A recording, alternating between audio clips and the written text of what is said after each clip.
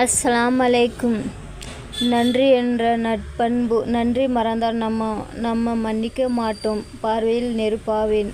ஒரு மனிதர் இருந்தார். அவர் கண் பார்வை இழந்தவர், கை கால் இரண்டும் ஊனமுற்றவர். இந்த நிலையிலிருந்த அவர் உணவுபூர்வமாக அல்ஹம்துலில்லாஹ் என கூறி இறைவனை புகழ்ந்து கொண்டிருந்தார். இதனை பார்க்க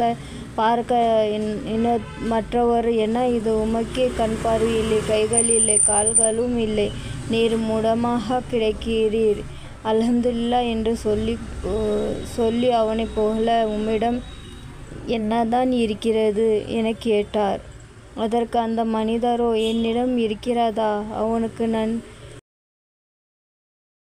அவனுக்கு நன்றி சொல்ல எனக்கு ஒரு நாய் இருக்கிறது, அவனுக்கு அஞ்சி பயப்பட ஓர் இதயம் இருக்கிறது, சோதனைகளுக்கு முன்னால் பெருமை காக்க ஒரு உடல் இருக்கிறது, இவற்றுக்காக அவனுக்கு நான் நன்றி சொல்லாமல் இருக்க முடியுமா என கூறினார்.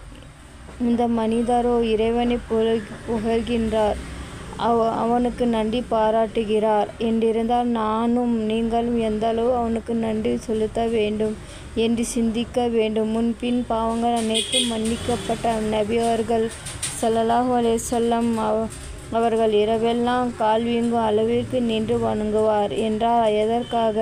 இறைவனுக்கு நன்றியுள்ள அடியானாக இருக்க வேண்டும் என்பதற்காக தான். நான் அல்லாஹ்வுக்கு நன்றியுள்ள ஓர் அடியானாக இருக்க வேண்டாமா என்பார் நபி அவர்கள்.